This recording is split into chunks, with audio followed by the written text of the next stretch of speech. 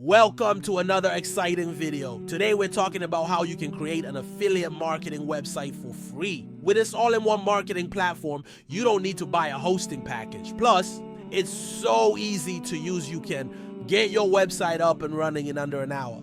Here's how you can do that. Go to the website and create a free account. You won't need to provide your credit card information or anything like that. Just connect your Google account or sign in with an email address. Next, go to the websites option and click on blogs. Click on create and then add the details of your new blog. This includes its name, domain name, and the URL path, which essentially will be the domain. Then pick a template you like. There are a lot of free templates you can use for your blog. Once you've selected a template, click save. Since I already have a blog, I'll open it. As you can see, I already have a few dummy posts. I'd start by creating the most important pages and then create the categories I want on my blog.